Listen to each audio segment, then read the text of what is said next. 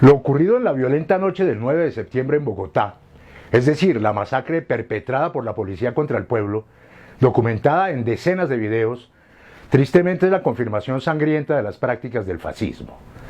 Debemos aceptarlo y asumirlo con dolor.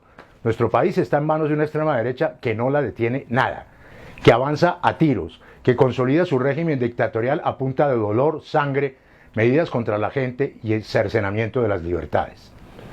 Pero también debemos oponernos, rechazarlos, resistir al fascismo.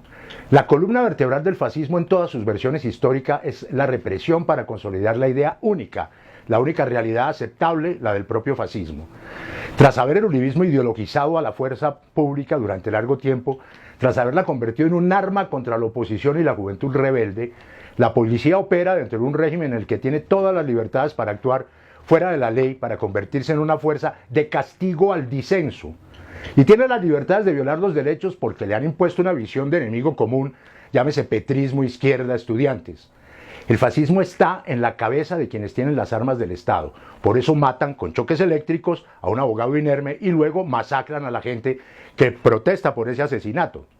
El fascismo se ampara en la fuerza bruta como respuesta, en la negación como método, en la mentira como estrategia. El fascismo colombiano se nutre de la ignorancia, se alimenta del engaño, se aprovecha de la inconsciencia, de la ausencia de la educación, se sostiene con la desigualdad para aumentarla, vive de quienes no llegan a comprender para confundirlos todavía más. Utiliza la mentira y en realidad desprecia a esa parte del pueblo que lo apoya. Simplemente lo utiliza para defender los intereses que son justamente los contrarios a la gente, a quien el fascismo convierte en verdugos de sí mismo. Y al que no lo apoya, plomo es lo que hay. El fascismo colombiano crea la ideología del engaño y de la ignorancia, y los medios hegemónicos la aplican, la hacen posible. El fascismo necesita el miedo y el odio, necesita la censura, como lo van haciendo, necesita criminalizar al contrario, al opuesto. El fascismo concentra todos los poderes, impide la vigilancia dentro del Estado. El fascismo colombiano despliega un absolutismo creciente y va dando puntadas para desmontar la Constitución o desconocerla en sus prácticas totalitarias. Prácticamente al dedillo el fascismo colombiano aplica el lema de Benito Mussolini: crear, obedecer y combatir. Creer en Uribe, obedecerle y combatir por él y por su venganza y por su odio, con la sutileza de quien aparentemente está en el poder, que no es más que una marioneta del verdadero caudillo, hoy acorralado y a la defensiva.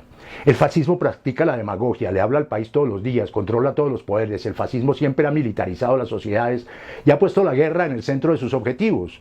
Vivimos una época en que el fascismo criollo pretende librarse de las instituciones libres y recrear, como ya lo ha hecho con los paramilitares, nuevas fraternidades armadas.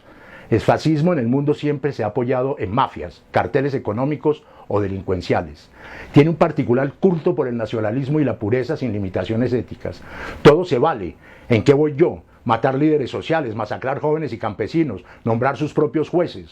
El oportunismo es ley para ellos. Les ayuda la posverdad, la manipulación, la falsedad. El fascismo señala la lucha de clases, pero ejerce la violencia excluyente, la masacre, el robo de tierras. En el fascismo prima el instinto y las necesidades del caudillo y no la razón. Cree en la dominación darwiniana y en el destino inferior del pueblo. El fascismo violento se multiplica en las crisis ejerciendo la tiranía.